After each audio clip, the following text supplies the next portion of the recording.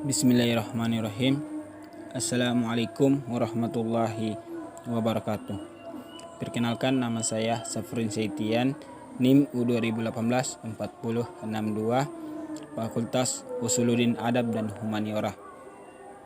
Di sini saya akan membawakan sebuah video yang berjudul Pengertian Sosiologi Hukum yang akan menggantikan UAS dari mata kuliah Teori Sosial. Baik, saya akan menjelaskan tentang pengertian sosiologi hukum menurut dua ahli. Ahli pertama yang menjelaskan tentang pengertian sosiologi hukum adalah Soerjono Sukamto. Sosiologi hukum didefinisikan sebagai suatu cabang ilmu pengetahuan yang secara analitis dan empiris menganalisis atau mempelajari hubungan timbal balik antara hukum dengan gejala-gejala sosial lainnya.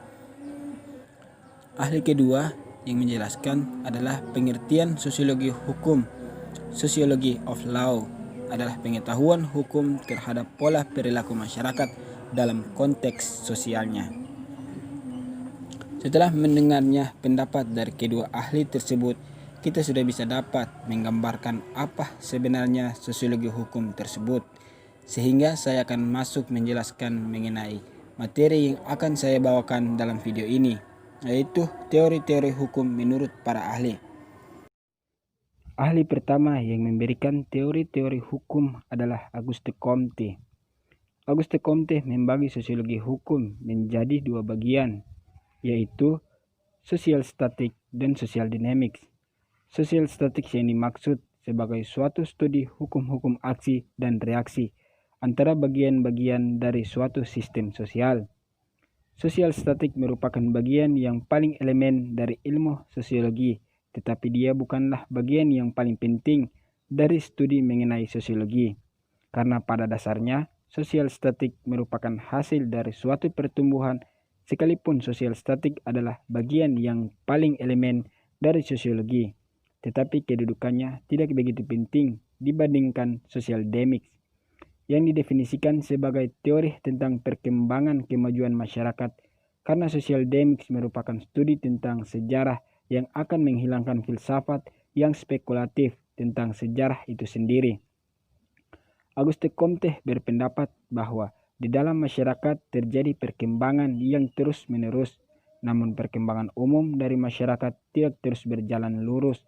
Ada banyak hal yang mengganggu masyarakat, seperti faktor ras, iklim, dan tindakan politik. Comte berpendapat jawaban tentang perkembangan sosial harus dicari dari karakteristik yang membedakan manusia dan binatang, yaitu perkembangan intelijensinya. Ahli kedua yang menjelaskan tentang teori sosiologi hukum adalah Emile Durkheim. Durkheim merumuskan hukum sebagai suatu kaidah yang bersanksi. Kaidah-kaidah tersebut dapat diklasifikasikan menurut jenis-jenis sanksi. Yang menjadi bagian utama dari kaidah hukum tersebut, kaidah hukum yang sanksi-sanksinya mendatangkan penderitaan bagi mereka yang melanggarnya disebut kaidah hukum represif. Durkheim membedakan masyarakat dengan solidaritas sosial serta jenis hukumnya ke dalam dua jenis.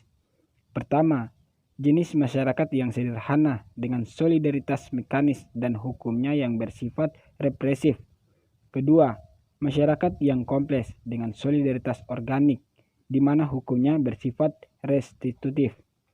Menurutnya, masyarakat sederhana mempunyai solidaritas mekanis, yaitu bahwa di antara warga masyarakat terdapat suatu keterikatan yang besar, dan keterikatan tersebut menjadi dasar berdirinya masyarakat sederhana.